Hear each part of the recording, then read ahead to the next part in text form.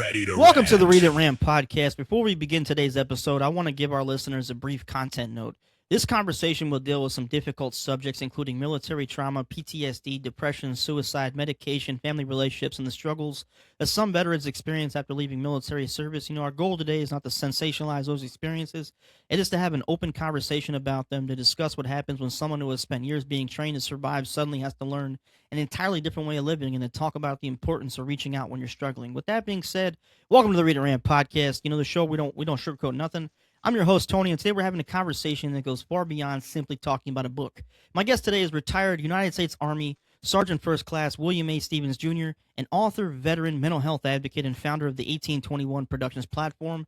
William served in the United States Army from 1988 to 2008, and has described a career involving multiple deployments, including 5 combat deployments. His broader military and civilian government career spans decades of leadership, mentorship, security advisor, and related work. But today's conversation isn't only about the soldier, it's about the human being who had to live after the uniform came off.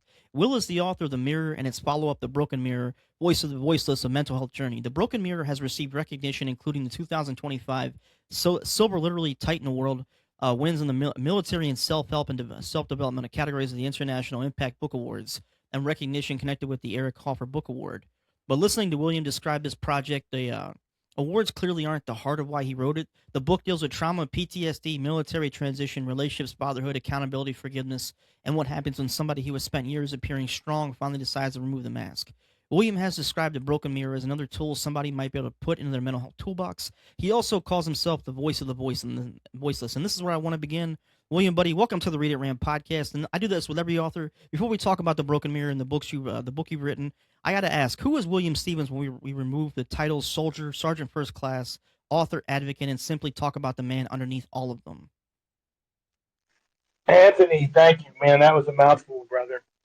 Thank you, thank you. So who am I? I'm just a skateboard kid from Carlisle, Pennsylvania, man. And I come from a broken home. Uh, I did military service. I did civilian service. I became a father at 43 years old and still building the bond with my 19-year-old today. So um, no longer 1821. Now I'm story time with SteveO because my last name is Stevens, Mm-hmm. and I learned about being an advocate. So if you're not advocated, you can't advocate. So I am spreading awareness. You Gotcha, cannot cure the world's problems. gotcha. You entered the And army in night. You entered the army in 1988 and retired from active military service in 2008. That's the year actually I graduated high school. I feel young. Oh, never mind. Um, what originally yeah, made you decide that? 57. What originally made you decide that military service was the path you wanted to take?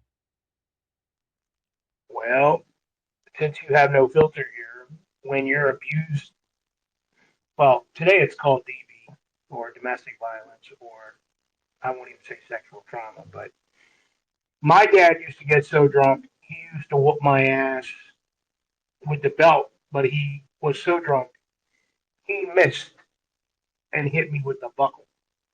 Oh, damn. So I escaped to being a skateboarder. Like I was a street skater for many years. Hmm. And I thought a colonel's a colonel's daughter. I dated a colonel's daughter like the last couple of years of high school. And she kept saying, my dad wants to talk to you about the military. And I'm like, yeah, that shit. But you know what? I went to see the recruiter. They told me field artillery. You can go to Europe. And I went to Europe. 18 years old. I was in Desert Shield, Desert Storm, man. As soon as I got out of basic training. How was Desert Storm? What did you experience like overseas and stuff? Because I'm like um So I experienced a lot because like I came from a family with no car. I never flew before. So just flying to Oklahoma from Pennsylvania in a crop duster, that was a rude awakening. And then going home to see my parents for like 10 days, flying from Harrisburg to, I think, New York and then New York to Germany. mm-hmm. Yeah, well, and then I think I was in Germany for not even 7 months. Yeah, I went to 2 field exercises, one in Grafenberg, Germany, and one in Hornsfeld. They were the worst. My first field problem, I was on KP and got chased by a boar hog in the woods. And I'm like, I'd not sign up for this shit. This is not field artillery. I didn't even know what field artillery was. I saw a little bit. I did a little bit of, you know, stuff in basic, but like when our commander told us we were leaving December 26th, like we knew we were going, but we didn't know the day we were leaving. Mhm. Like I think that whole month, man, we were moving everything from the different levels down into the first floor because like we actually knew our unit was going to deactivate. Like they were deactivating units already in Germany. Like the Cold War was coming to an end, you Mhm. know. But the punch was Desert Shield, Desert Storm. So like we left, and I remember getting off the airplane in, I believe it was in Saudi Arabia. We landed like in the middle of the desert, and I had never experienced that kind of heat in my life. Like it was like 12 or 1 in the morning we landed, and I walked off the aircraft, and it was like the air just got sucked out of me. So I was a private, so I didn't know what was going on. I just knew that we were going to be at the port for a while, and then we pushed out. And I knew the only thing I knew was we weren't allowed to talk about it. So like everything was like Alpha, Bravo, Charlie, Delta. They were like connecting points, you know. So Mhm. we were going to Bravo Point, and I don't know if a lot of people know on your podcast, the LD is the line of departure. Like Mhm. it's like between you. It's a line between you and the bad guys. Well, our battery, we were a battery, not a company. Artillery is a battery, and we had 8 cannons. And I didn't even know what engineers were. They like were with us, attached to us. And all I know is we traveled. We had it. They headed or low buoyed from the port all the way to like because these old raggedy ass guns, man. I don't think they would have made it the convoy we did. But they dropped us off in the middle of the desert somewhere, and then like we convoyed at night with no lights or anything. Like, and the morning we got there, I remember because I was inside, like I was in a cannon, like in a howitzer, Mhm. and it was a weird. It was like motion sickness galore, and we weren't allowed to look out or anything. There were no. It's all noise and light discipline, and I believe like we got what was it maybe near um, I think end of December, beginning of January. It took us that long to get everything coordinated. We're finally like in the desert, and then the engineers dug us like these trenches, and our guns went down into the trenches so that we could like blend with terrain. So like the cannon, like this was the terrain, and then they like basically there was like a ditch, and the cannon went Mhm. down in it. And the only thing you would see is the tube when we shot at night. They called that harassment integration fires. But I eventually learned that we were like not even a mile from the Republican Guard, Oh Iraqi shoot. Republican Guard. Oh So shit. like you had Bravo Battery 2 on field artillery. Mhm. Then let me think how this goes. You have maneuver, then you have First Armored Division, and then you have the Corps behind it. So we were way in front of the infantry. There was artillery, but they were behind the infantry. But our battery, our main mission was to sustain enemy direct and indirect fire when the war started. So we were already over the line during before it even kicked off.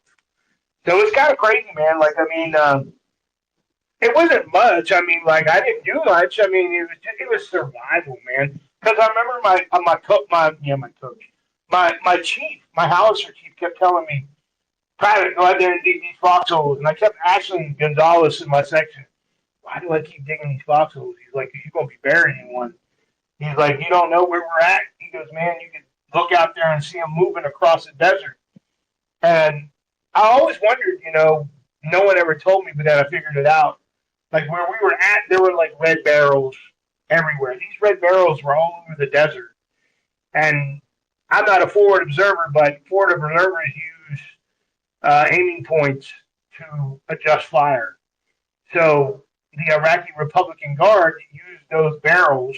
So if they fired a round and it hit near the barrel and we were near it, they would adjust onto that barrel and eventually hit us. So we survived. I mean, we took direct and indirect fire, but um, I think the worst thing was we were eating chow, eating breakfast meal, and I came up out of the ditch, and something didn't seem right, man. I'm like sitting there eating my green eggs and ham, and it was the last like real meal we were gonna get. And I remember when I was in Germany, we used to get like these decks of cards, Mm-hmm. and they used to have like uh, Soviet vehicles on them, Mm-hmm. identification Soviet vehicles. Mm-hmm. And I knew like they always trained us like, hey, T-72, T-64, BIMPs, and all these weird vehicles, right? Mm-hmm. I mean, um, and a T-72 came into our position. Oh shoot. A T-72 came into our position and was taking pop shots. And I remember standing there holding my plate, going, "Did my life just flash in front of my eyes?" And then I didn't even know what direct fire was. I heard because like back in them days, everything was all wire ran. They ran wires everywhere, and Mm-hmm. you could hear the echoes on the speaker boxes. It was like Mm-hmm. battery fire mission, direct fire, target that tank, you know, shell AT, fuse PD, charge A red bag. I didn't even know none of that. I didn't even know what none of that was. I'm standing there holding my plate, and you have 8 guns that are engaging a T-60, a T-7, a C-72 tank, and I was like, lost. I was like, I can't believe this stuff, man. Am I really seeing this? So, but in my first book, I wrote 96 hours because the war was only 96 hours. Actual engagement was Mm-hmm. 96 hours. Yeah. So, and then you have the Shield, Desert Storm, and then you have Provide the Comfort. And we stayed there till we were there from December 26th, 90, and then all the stuff. Actually, all the shit started in August, but that was Desert Shield. Then Desert Storm started in like I think it was January or February. I'm not sure. And then we stayed till May 2nd, 91. Providing comfort. I don't know what that was even providing comfort for. It was more we were getting rid of all our crack because eventually they don't tell you, but after Desert Shield and Desert Storm, all these units left all their equipment there, and it all Mm-hmm. went to Kuwait for the draw. Like when units started rotating out of Kuwait, they would use that equipment Mm-hmm. and they would keep fixing it and fixing it and fixing it. And I remember several times deploying back to Kuwait and falling into some of that raggedy ass equipment. So, Well, all those combat deployments, what do those experiences really teach you about human beings that somebody who has never served might have difficulty understanding? oh yeah, definitely. I mean, it was all survival, man. And then I mean, like, I didn't even know what leadership was. I really don't, man. I didn't know any of that, man. But after coming back, like my head was like this big. I felt like I was an American hero and all that. But Mm-hmm. it's like, what did you really do? But I mean, I did. Our cannoneer number one, he's the guy that like loads the rounds Mm-hmm. in the cannon. He broke his wrist on the breach. Like they were doing, it's called harassment integration fire, where they shoot rounds that like blow up and they turn into like light illumination. Mm-hmm. They illuminate the sky, and the breach broke this dude's wrist. And I remember our commander came on the speaker radio and was like, "Look, the president just signed, was it a peace agreement?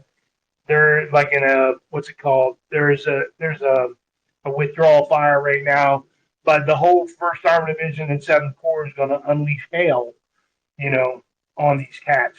So, and that's where the highway of hell and the highway of death came from, like between Saudi Arabia and Iraq, or Kuwait and Iraq, where the Republican Guard kind of like hid their vehicles on the highway with like Mm-hmm. civilian vehicles and all that. A-10s came in and struck all that, and then our unit actually, when we were coming back from Iraq, Mm-hmm. when we were coming back, redeploying. We drove through there, and at now 19 years old, um, now 19 years old, I'm looking out the hatch. We weren't allowed on the ground, but you could see like skeletal remains of like people still on trucks and stuff, or sitting in the back of trucks, like all vaporized. Mm-hmm. So yeah, so I helped the number one man. We shot a 45 round prep mission, and I was like 205 at the time, like Mm-hmm. 205-pound little private. And I shot 45 rounds, man. And I was like, I was one of the only privates that received an Army Accommodation Medal. That was the first award I ever received in the Army. Usually you get like a certificate of achievement or Mm-hmm. like an AAM, Army Achievement Medal. But only me and a couple other privates got Army Achievement Medals. Like some of the senior NCOs got Army Achievement Medals. Like I was like, and that made my head real big. Like I was like super private, Mm-hmm. because when I Yeah. came back, I was at E4, Mm-hmm. and then they told me that we were doing a drawdown, and I went home, and then came back, and I had to help do the drawdown, and then I had orders to go to Carson, and I was like, maybe I should reenlist. Maybe I'll make this like a see what happens next. Mm-hmm. So yeah, So what happens? that's How did you go from a private with that kind of accommodation medals to a sergeant? oh well. So I went to Carson Mm-hmm. and I reenlisted for 4 years. So as soon as I got to Carson, I went to the E5 board. Like I went to the sergeant promotion board. I Mm-hmm. didn't do very well. I failed the first time, and then I went back. They give you like I think it's 90 days or 6 months. I went back, and I want to say, yeah, while I was at Carson, I made staff sergeant because let's see, I went like I trained at 45 and 67. Yeah, I was at Carson. So in 1997, while I was a staff sergeant. So yeah, okay. Yeah, because I had to go to Korea between that time. So when I was at Carson for 4 years Mm-hmm. as an E5, and when I made E6, they sent me to Korea for a year. And then I reenlisted again. That was my second reenlistment. I reenlisted for another 4 years. They sent me back to Carson, and then I went in 1997. I went to the Sergeant Audie Murphy Board, where I got like a Distinguished Leadership Award for Mm-hmm. taking care of my soldiers. That was a very hard promotion board, like a selection board. And I did 4 years at Carson. They sent me back to Korea again. Same unit, same post, Camp Casey. And then, yeah, so I went Carson, Korea. And then I was engaged to be married, and she was cheating on me. And I was sending like Dooney and Burke and all kinds of stupid fake purses and stuff back from Korea. And I went back to see her and I told her that I wasn't coming back and I was going to go to Lewis and I wanted to get married. And I got her really drunk and she told me she cheated on me. So I'm glad that she cheated on me because, like, I got a whole new rude awakening. Like, she was actually, like, really my first girlfriend. Really. Mm-hmm. I mean, like, it's my first real love.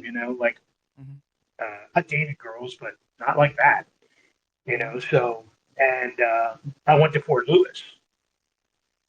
And that's where I got my rude awakening because, like, all the times at Carson and in Korea and back to Carson, I did these multiple little tenatures, I'll call them, 4 months, 6 months to the desert.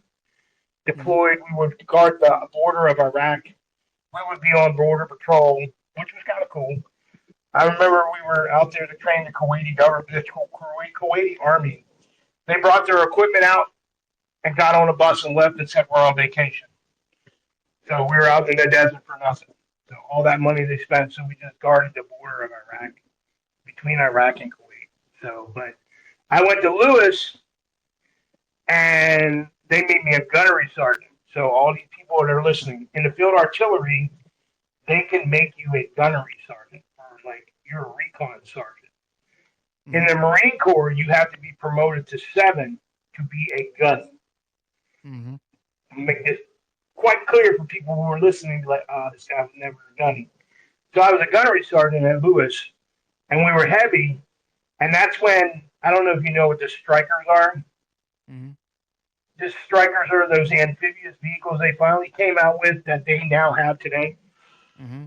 I happened to be at Lewis when the strikers came in, Mm-hmm. and the unit told us, hey, we're getting rid of our howitzers and we're going to get 198 light cannons. And I was like, oh, Mm-hmm. hell no. I've never been light in my life. I've always been heavy. And I had this platoon sergeant from the other platoon. Like, see, I was one of those non-commissioned officers that always like got dirty and helped the soldiers, and they believed in me, you know. Mm-hmm. And I knew that eventually I was up for promotion. You know, I was up for E7, like already. And I remember this platoon sergeant used to call me the Mufa. You know, that's the way he used to say it because of his Hispanic accent. Mufa, Mm-hmm. you know, Mm-hmm. motherfucker, you know. And I kept telling him, man, like the soldiers went to lunch, and I kept telling him, I'm like, look, man, you got like one or two more times to call me that, and I'm going to take matters into my own hands because, like, it was like the unit was against me, man. Like they didn't like me because I don't know, they were jealous or something. I don't know. Mm-hmm. He called me that, and I remember, I don't know if I blacked out or what, man. All I know is on the 198 they have this thing called the material lifting bar. It's like Mm-hmm. you stick it on the trail to lift it up out of the ground. Mm-hmm. I just remember reaching back and grabbing it, man. So this is the parent advisory piece right here. I took it and I think I swung it at him, but I missed him. So I got like, next thing I knew, I was in the first sergeant's office, and I got like, what was it? Uh, all becoming a non-commissioned officer and attacking a senior non-commissioned officer with a deadly a deadly weapon, a big tin pole or something. I don't know what it was, but I thought it was, you know. And I thought to myself, that's it, my career's over. Like the PTSD was coming out. You know, I've already had anger issues from being in combat and stuff like that. And I just thought it was wild, man, because like it wasn't even really combat. You know, I'd already been deployed once, and then multiple different small deployments, and I hadn't even been to the real shit yet. So for that, I asked them to send me to like the hospital, and they refused to. Like they just kicked me out of the unit. Like first, they gave me a relief for cause non-commissioned officer evaluation report, and I didn't even know what that was. They tried to make me sign it. I didn't sign it because it was like almost blank. So they sent me to first corps, and I went to see the sergeant major there, and he was like, "Well, you don't have to be worried about being hardcore no more. Your ass is going to the museum. You're going to the Fort Lewis Military Museum to be a tour guide." And I was like, "Boy, if anything else could get worse, man, like here I am, you know, now hard charging and going over to be a tour guide. I didn't know anything about military history or anything. So they sent me over to the museum, man. And when I got there, like they call them broke soldiers, cat. You know, they got casts and profiles and all this, and I'm in charge of like the clown show, you know. But those guys, it was all guys, no females. Um, they were the best group of people I ever worked with, man. Like the nicest people, and you know, I couldn't be like a jerk to them. You know, I was a jerk to everybody, man, and I think I deserved to get what I got. You know, Mm-hmm. so when I got there, everybody was in civilian clothes, but we were in like Fort Lewis Military Museum. People come from Canada. People who served in Fort Lewis come back. Audie Murphy was at Fort Lewis at the airfield and all that. So we went from civilians to bees with ribbons. And when I was at the museum in charge, we never had one complaint. Veterans would come in. Like I remember when we were off, we had to study the history. So we would wear like earpieces and listen to this goofy ass history while we're like vacuuming and cleaning. We did all the cleaning and everything. I remember one of the rooms was like the 8th Infantry Division, and the 8th Infantry Division was all tanks. So we had to take like, you know, the little sweeper thing that draws lines on the carpet. Mm-hmm. Yeah, we had to make like tank treads in the room, like it was the Normandy beaches or something like that. Man, it was really goofy, but we repainted tanks, and I'm like, I don't even think my career is going to go anywhere. Like I'm just going to stay E6, you know. So I went to see my Raider, and he was a colonel, and he was field artillery. And I sat down with him. I'm like, you think working in the museum is going to hinder my career? And he goes, look where I am. I'm in this job, and I don't even know who you are. I'm your Raider. And I'm like, he goes, sometimes we have to get, knocked off our pedestal to learn our lesson, you know. And he said, you will see combat again, but you probably won't get promoted. So he gave me a real good evaluation report. I looked at it. He said, you're doing great things at the museum. And a couple months later, one of my friends called me, and I believe he called me from Fort Bragg, and he's like, Steve, you made the list, man. And I'm like, what do you mean I made the list? He goes, you made the sergeant first class list, man. He goes, and you're a dud. And I go, what do you mean I'm a dud? He goes, man, you were supposed to get promoted. And I said, well, there really is a God. So I was like number 53 in the whole field artillery, man. I made the list. And like, what was so crazy was all the people in the unit that I got thrown out of, all the guys that were trying to be promotable status, none of them made it. Not one. And man, it was like chaos. Like they were trying to come to the museum and they were trying to do bad stuff. And I found out that the evaluation report that they submitted, like back then, we didn't have Army correspondent courses, like Army correspondence writing. Hmm. They didn't know how to write it. Like it was poorly written. So it was thrown out because it was poorly written. So the only evaluation they saw was from this colonel where I had all good ratings for working in a museum. And they thought, hey, this guy went away from being a hard charger and learned about military history. We're going to make him a 7. So as soon as they made me 7, I got promoted, and then they sent me to Riley. I went to Fort Riley, Kansas, man. That was the worst assignment in my entire freaking life, dude. I got to Riley, man. As soon as I got to Riley, they made me a gunnery sergeant again, and I worked for this other dude, another E7. So there was 2 of us, and we were bumping heads. Both of us were bumping heads already because like he outranked me by time and service, but we were both 7s. He was the platoon sergeant, I was the gunning, and I heard that Alpha Batter was going to go to Kuwait and do like intrinsic, call it an intrinsic action or something, an Iron Gunner or something.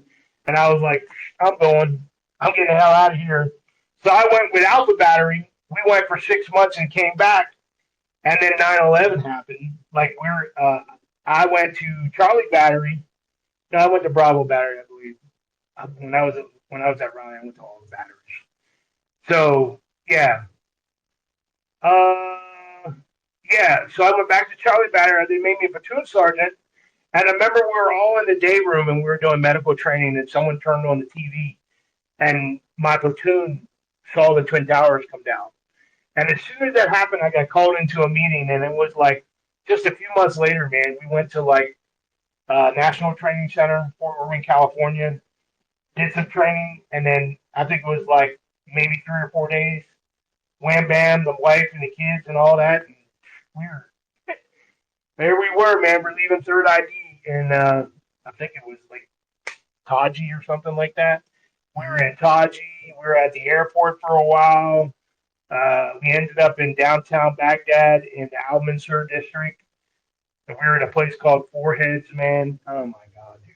But when we were in Kuwait, I got relieved as a platoon sergeant. Yeah, man, one of my soldiers took a swing at me. And in Korea, I learned, like, they called it, I think it's called close quarters combat now, but it's derived from a manual called combatos.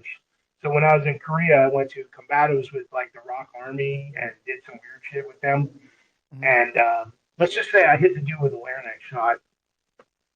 I protected myself, you know.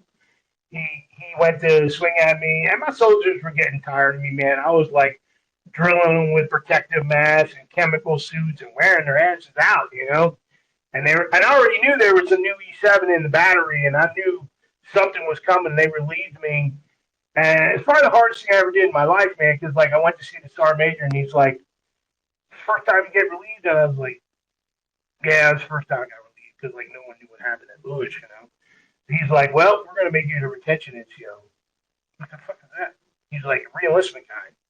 He goes, you're a reenlist soldiers in combat. And I'm like, how the hell you do that? He goes, you're a senior, you figure it out. And this like staff sergeant came over to me and gave me a laptop and a list. And he said, from this day on, soldiers are not known by their name, they are numbers. He goes, this is a numbers game. If you don't make numbers, you don't make missions. Let me tell you what, man. That was the longest deployment I've ever been on. We were there for a year, man. We were there for a whole year. And we had 4 quarters. My first quarter, I completely failed. I didn't have anyone realist.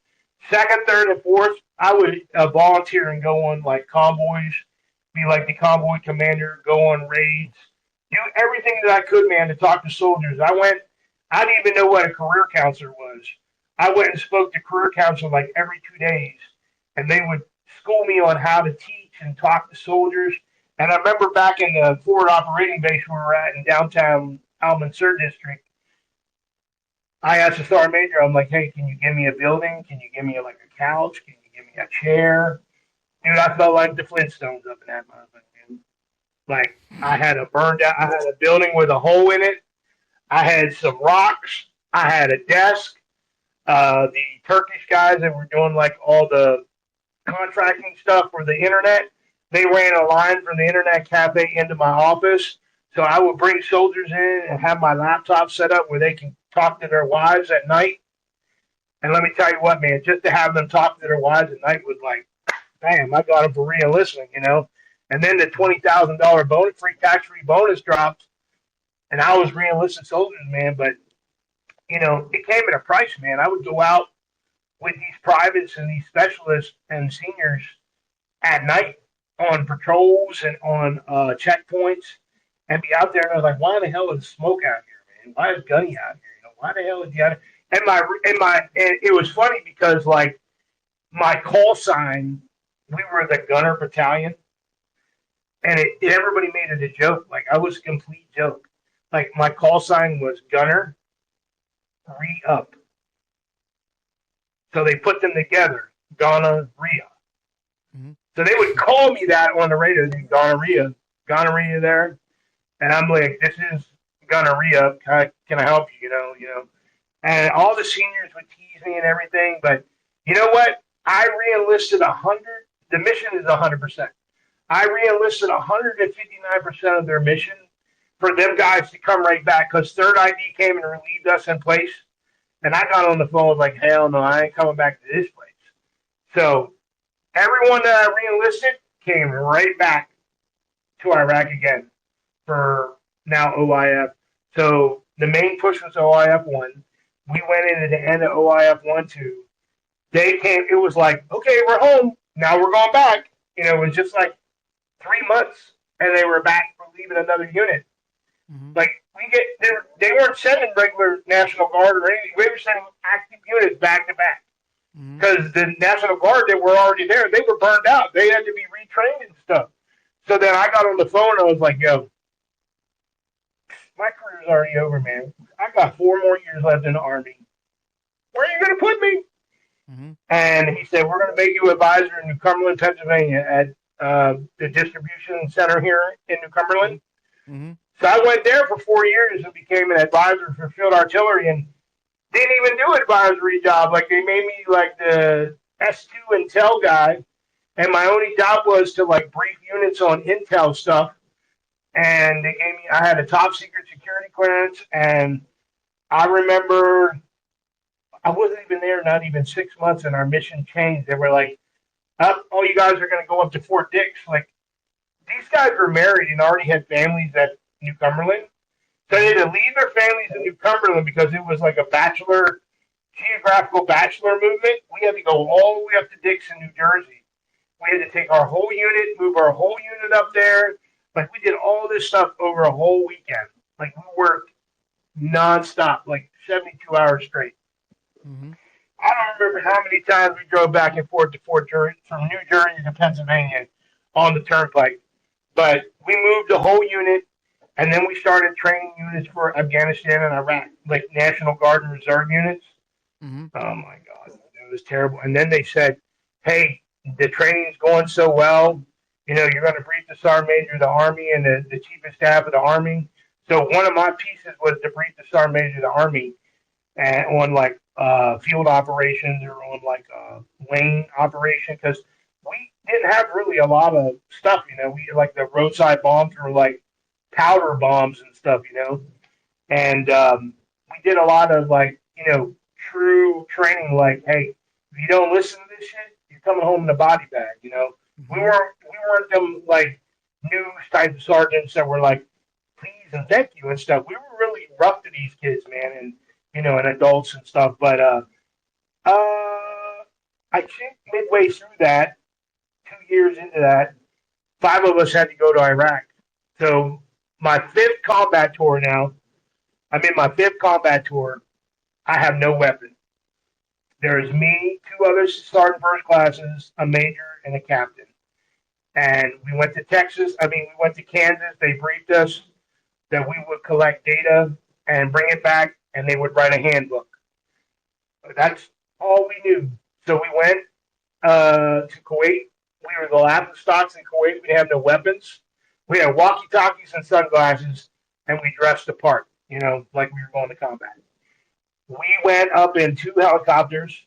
We went up with the 101st Airborne Division Commander. He had one bird and another bird, and then we were on a bird, and then all of our crap was on another bird. And we landed in Fallujah at 101st, and we fell on the Puerto Rican National Guard, man.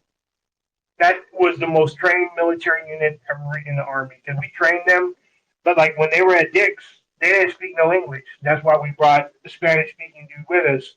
But when we got to Fallujah, all of them spoke English because they had just got attacked the day before and lost, I think, a soldier. And one of the soldiers that briefed us on our mission had like a neck brace on and told us like this is real shit that you're about to go to. We're your security force. I remember when we went to Tikrit, they gave us firearms because like it was so dangerous. Like we weren't qualified. They would give us like a side piece. Like you could be standing outside briefing and get sniped. It was that bad. And you didn't know who the enemy was. And then they call it technique, tactics, and procedures. We had to do all this crazy stuff, man. Like we had to like do the briefings and everything was changing every day. The enemy was always catching on. So finally, we were on there for like 4 months. We came back, went to Kansas, did the debrief, went back to Pennsylvania. No, Fort Dix. I came back to Pennsylvania and I saw my sergeant major, and he told me I wasn't going to make master sergeant. The major made lieutenant colonel, the captain made major, and the two other sergeant first classes were promotable to master sergeant, and I didn't get it because my sergeant major gave me like a two, and I received a two from my colonel, and I received a three from my sergeant major. A three is like degatory, like you're done, your career is over. So I was engaged to a psych nurse. So I went to Kelly and I said, "Hey, my career's over. I got 19 years. I got one more year left, and I don't think I'm going to make it. I'm going to end my life." She said, "Well, you need to find out what's going on." So I found out that the Army had a program. I think it was the Army. I think it was the military had a program at Walter Reed called the Wounded Warrior Transition Unit. So I went there to the WTP, and I had a psychological evaluation. I came back. They told me I was a candidate.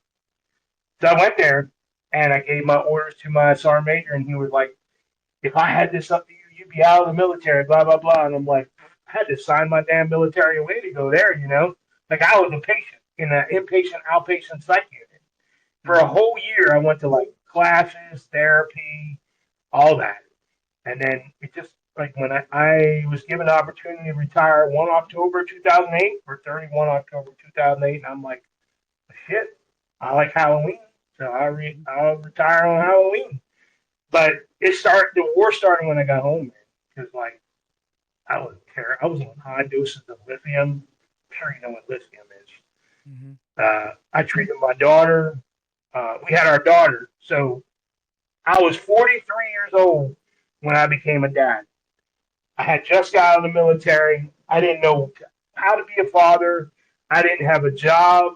I was so sleepy I couldn't work. I couldn't do anything, man. I started working at a soda company as a merchandiser. I hated that. Then I worked at uh, Camp Hill at the prison. Hmm. I went to Correctional Officers Academy. I was a correctional officer trainee. You can't talk to the inmates. You can't talk to the staff. So I brought that chaos home to my wife and daughter while I had PTSD. So the whole time that's going on, and then like in 2014, so for 10 years I had no intimacy with my wife, and I just stayed for my daughter, trying to be the best dad I could, but trying to buy love, trying to do everything for my daughter, and not believing in her little journey, being a cheerleader and a pageant girl. And then my mom died in 2014, and uh, I wanted to take my life. I didn't want to be around no more, man. Hmm. My mom died at 61, and then I went to take care of my dad. He was 84 when he died in 2017, and then I had left the prison and started working for the civilian government as a security specialist, and that wasn't going very well because like I looked at a lady the wrong way, and they were like, "He wanted to kill her, you think you're the killer look, you know," and Hmm. that didn't go well. They like took my security clearance, and I don't know what was going on, man. And then I sat down, I had this manuscript, and I started writing the mirror, and then I changed it to the Mirror Second Edition, and then Hmm. all the haters came after me because it was like therapeutic poetry, and that brought the darkness back. So I made the Mirror Black Edition. So I took the cover and changed it from gold to black and white, and then I lost my civilian government job in 2023. I was fired. They fired me over an email because I threatened my boss and told him that it was only me leaving the office and he was going to stay in that motherfucker and he wasn't going to come out because he was going to be unalived. They escorted me out with like 8 DOD police. Like my mouth got me in trouble, man. My mouth just, I just could not shut up, man. I didn't agree to policy or anything. And then in 2000, when I found out that my civilian disability was approved, because I was sitting at home trying to write this retirement packet by myself, no one helped me or anything, because like I had that security background as a security specialist, and it was like they were still working from home and stuff. So my packet was approved finally. And I was sitting on my back porch in 2024, man, and I had my phone in my hand, and I was talking to my little dog that I have for 13 years now, and I felt like I wanted to take my life, man. And I was looking at the dew on the grass, and I just picked up my phone, man, and I did an audio monologue, like I was telling you in the beginning. Hmm. The calm before the storm. I wrote the calm before the storm. That is one of the entries in the book. And lo and behold, May 4th, it was born. I wrote the Broken Mirror, and when the Broken Mirror, it wasn't even out yet. It was just a manuscript. And then I started trying to be an advocate, going on veteran podcasts and trying to speak, man, because like I was tired. It was so balled up, man. Like I was telling people that I mentally abused my wife and my daughter, and hated myself, and I wanted to be an advocate for veterans, and I didn't know what 22 a day was. I was learning all that, and I made the decision to sell my house for 300,000. Bought an RV, went out on the road last year. Was out on the road, found out the Broken Mirror was selected for the International Impact Book Award, for two awards, military and self-help and personal development.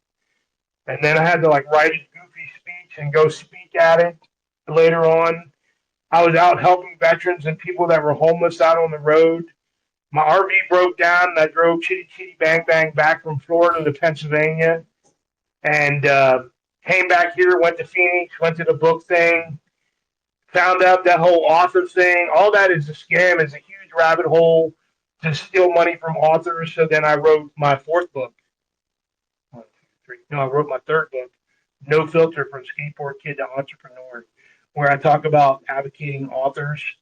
Why are you writing? What do you write about? How authors should support every author's genres. The author community is so big. I didn't know it was that big. And Hmm. I wrote No Filter. The picture is from Phoenix, where I was like this. I was like this. looking in my mirror before I went to speak. My daughter called me and was like, "Dad, I need $50." I'm like, "I'm getting ready to go speak, kid. And you're asking for $50." So I took that picture, came back. My friend's like, "Yo, you need to do like a memoir of your books." So I wrote No Filter, and then it came out. It did really well. So everything dropped on Halloween. Everything dropped on Halloween. All the books. So they all dropped on Halloween. And this last book I did, the Reflection series, is all three books combined into one. So, and then it's just, uh, I added an introduction, like a prelogue, and then lessons learned at the end. And this is it right here. This is the finished product right here. My amazing Reflection series Legacy Edition. And that fire, because I used to be 1821 Productions, in the shield there was a spade in the logo. And my daughter told me I need to come out from behind the shield and be a public speaker. So basically, it was forged in fire. So this is it. This is it right here, man. So, and then October, I go out and start doing public speaking. Like I chose to be. I live in a room. I'm getting rid of all my materialistic stuff. The only thing I will have is a 5x5 storage unit, which is a lot of my military accolades from my kid. Mhm. And I'm going to go out on the road in my vehicle with my dog, and I'll be homeless. But I'll be able to like check into hotels and military bases and stuff like that. But that's Mhm. all on me. Like if I want to sleep in my vehicle, then I sleep in my vehicle. But I'm not going to have someone be like, "Oh, you're going back to a warm cot." No, I'm going back to sleep in my vehicle, there, buddy. But I'm going to Montana. Is it Montana? No. What's MN? I State think it's either MN. Minnesota or Minnesota. yeah. Yeah, Minnesota.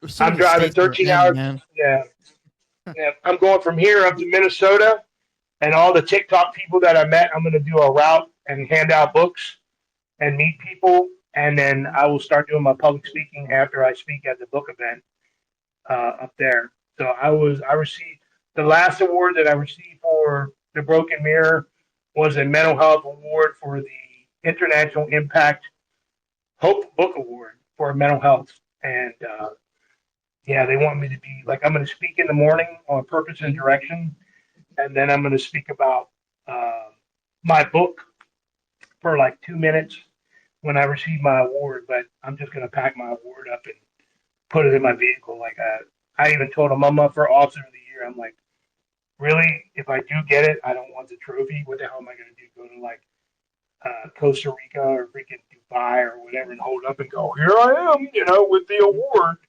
Mhm. So right now I have no direction. Like I'm still advocating, you know. So, but I'm trying to build that bond still with my kid. But you know what? My kid just graduated cosmetology school from Paul Mitchell's in Orlando, and she's a two-time world champion competitive cheer that I never believed in my entire life. She left home at 13 years old, and I was forgotten, man. Like I was just so heartbroken when she left, but she became a two-time world champ. All her friends were in college, and Top Gun snatched her up and made her a coach, man. And she just graduated, and I told her, I said, all you have to do is say, your dad's getting old. I'm 57 right now. Why would I want her to come back to Pennsylvania and give up everything that she's doing right now? So Mhm. I'll move down there.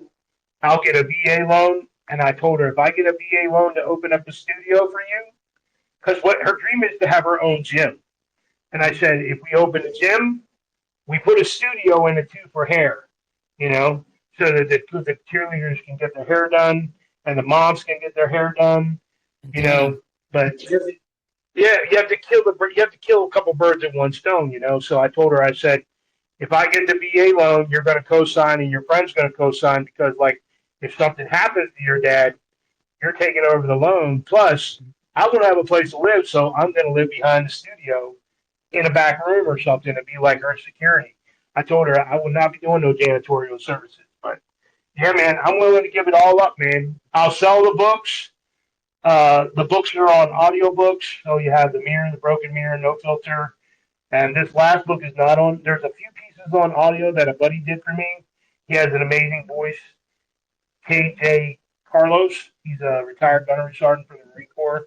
He did some few that I have on TikTok, audio versions.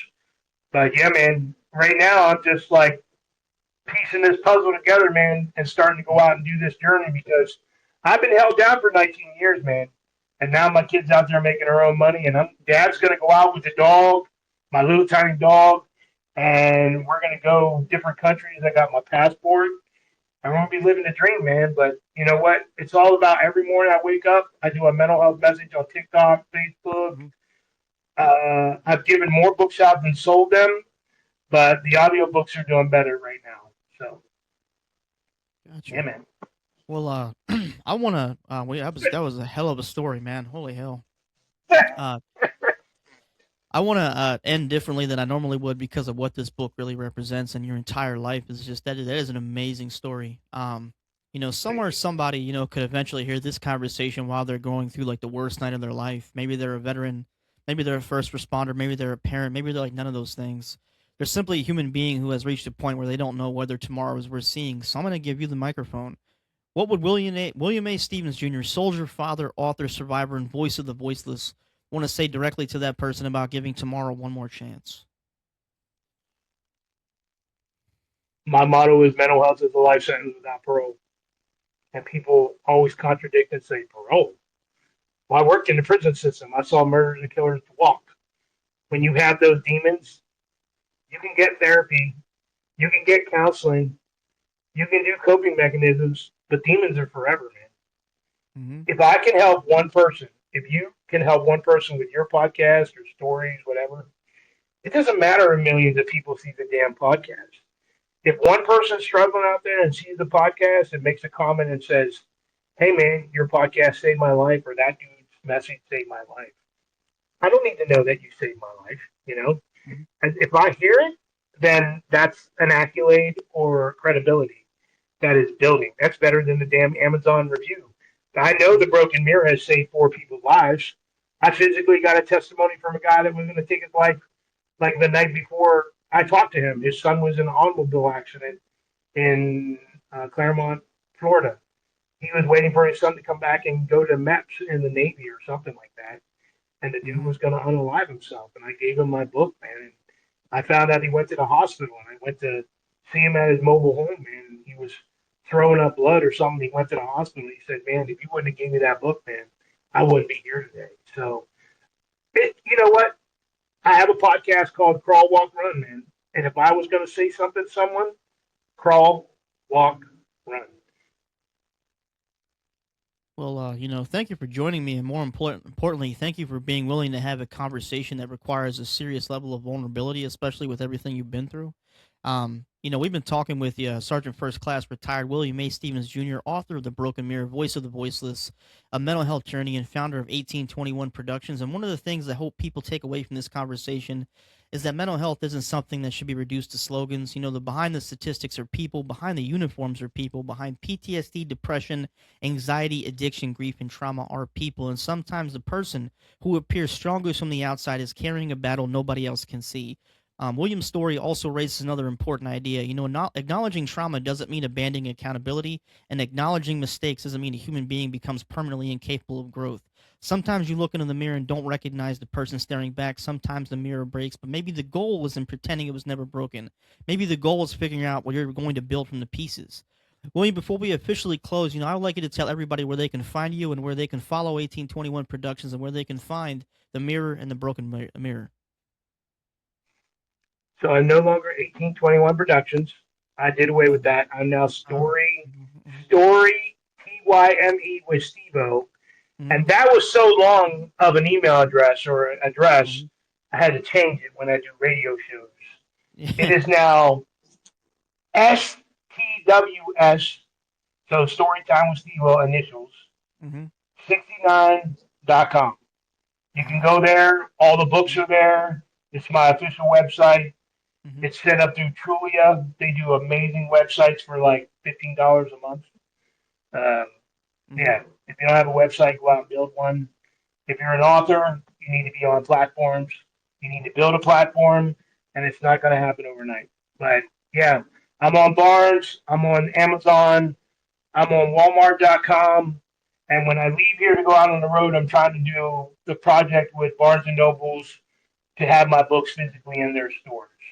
So, yeah. Awesome, awesome. Well, thank you for coming on to the show, and everybody listening. If this conversation made you think of somebody who's been struggling lately, don't assume somebody else has checked on them. Reach out, listen, have the uncomfortable conversation, and remind people that asking for help doesn't erase strength. This has been the Read It Rant podcast. I'm your host, Tony. Until next time, embrace the rant. Read It and Rant is out.